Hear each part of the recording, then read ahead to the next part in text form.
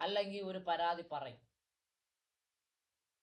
Police FIR ഇടുന്നില്ല. രാഷ്ട്രീയ പ്രേരിതമായിരിക്കാം, അല്ലെങ്കിൽ മറ്റവ കൊണ്ട് കൈക്കൂലി കൊടുത്തതായിരിക്കാം.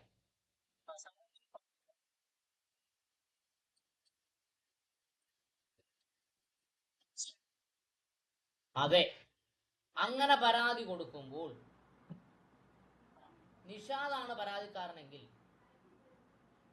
ഞാനാണ് വക്കീലെങ്കിൽ, നിഷാദും ഈ സംഭവം കണ്ട ഒരു സാക്ഷിയുടെയും ID കാർഡ് അടക്കം മജിസ്ട്രേറ്റിന് മുമ്പിൽ ഹാജരാകണം.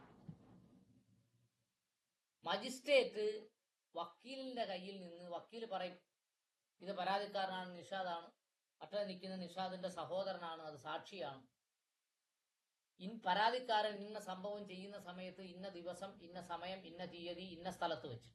ഏതൊക്കെ വേണം? ഇമ്പോർട്ടന്റ് തീയതി, സമയം, സ്ഥലം, എന്താണ് ചെയ്തത്, 4 ഇമ്പോർട്ടന്റ്.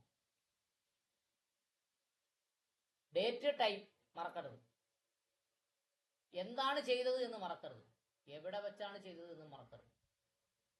ഈ 4 ഇമ്പോർട്ടൻ്റാ. സാധാരണ ഞാനൊക്കെ ഈ കംപ്ലൈന്റ് എഴുതുവാണെങ്കിൽ നമ്മൾ ഈ സ്ഥലം ആദ്യം ഈ 4 എഴുതിയിട്ട് ഒരു ടേബിളായിട്ട് അങ്ങ് വരച്ചിടും. പിന്നെ 2 കൂടെ ചേർക്കും. ഏത് ആക്ട് വരും, ഏത് സെക്ഷൻ വരും, ഏത് പണിഷ്മെന്റ് വരും, 3 ചേർക്കാം. അങ്ങനെ 7 ടേബിളായിട്ട് എഴുതി അങ്ങ് നിരത്തി അങ്ങ് വെക്കും. നിരത്തി വെച്ചിട്ട് നമ്മൾ കഥ എഴുതും. കഥ എഴുതി ഈ ടേബിൾ കാണുമ്പം മജിസ്ട്രേറ്റിന് മനസ്സിലാവും എന്താണ് കാര്യങ്ങൾ. എന്നിട്ട് നിഷാന്തിനെ കൂട്ടിലോട്ട് കയറ്റും. പറയൂ എന്താ നടന്നത്. വക്കീലിനെ ആദ്യം കേട്ടല്ലോ, പിന്നെ എഴുതിയത് കയ്യിലിരിക്കുകയാണ്, ടേബിളും കയ്യിലിരിപ്പുണ്ട്. അപ്പൊ നിഷാന്ത് ഇങ്ങനെ കഥ പറയും. കഥ പറയുമ്പോൾ ചോദിക്കും എവിടെ വെച്ചാ? ഇപ്പൊ സ്ഥലം നോക്കും, ഇന്ന സ്ഥലത്ത് വെച്ചാ. ശരി, സ്ഥലം ശരിയാ. എന്നാ സംഭവം?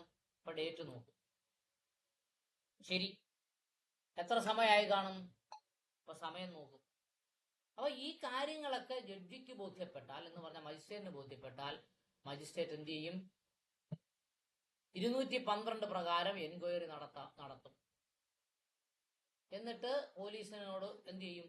നിർദ്ദേശം കൊടുക്കും. എന്ത് നിർദ്ദേശം കൊടുക്കും? ഇൻവെസ്റ്റിഗേഷൻ ചെയ്യാം, അറസ്റ്റ് ചെയ്യാം. ഇനിയിപ്പോ വേറെ ഇൻവെസ്റ്റിഗേഷൻ ഒന്നും വേണ്ട, ഗോ ആൻഡ് അറസ്റ്റ് എന്നും പറയാം.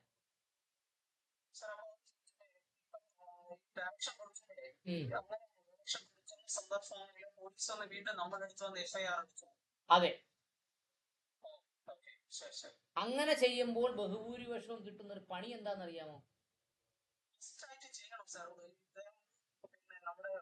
മജിസ്ട്രേറ്റ് ഒരു നിർദ്ദേശം കൊടുത്താൽ പോലീസിന് മസ്റ്റായിട്ട് ചെയ്യണമെന്നാണ്, ഓപ്ഷൻ ഇല്ല. അതിലൊന്നും ഒരു കാര്യമില്ല.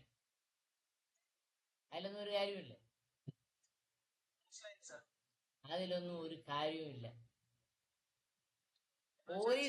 പോലീസുകാർക്ക് വേണമെങ്കിൽ അന്വേഷണം നടത്തിയിട്ട് ഇത് ഫാൾസ് കംപ്ലൈന്റ് ആണ് എന്നെഴുതി റഫറൽ കേസ് RC ആയിട്ട് മടക്കാം.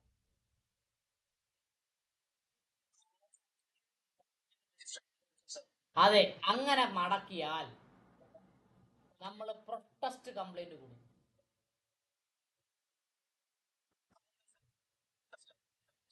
എന്ന് പറഞ്ഞാൽ കേസില്ല, വ്യാജ പരാതിയാണ് എന്ന് പറഞ്ഞ പോലീസ് റിപ്പോർട്ടിനെ മറികടക്കുന്നതിന് വേണ്ടി നമ്മൾ വീണ്ടും കക്ഷിയെ കോടതി കൊണ്ടുപോയിട്ട് കംപ്ലൈന്റ് കൊടുക്കും, പ്രൊട്ടസ്റ്റ് കംപ്ലൈന്റ്. ആ പ്രൊട്ടസ്റ്റ് കംപ്ലൈന്റും ജഡ്ജി വെരിഫൈ ചെയ്തതിന് ശേഷം പിന്നെ FIR ഇടാൻ പറ്റത്തില്ല. സീനിയർ പോലീസ് ഓഫീസറെ കൊണ്ട് അന്വേഷണം നടത്താൻ പറ്റും. മനസ്സിലായോ? അതാണ് അതിന്റെ പ്രൊസീജിയർ. അതിനെയാണ് കംപ്ലൈന്റ് ടു മജിസ്ട്രേറ്റ് 223 എന്ന് പറയുന്നത്.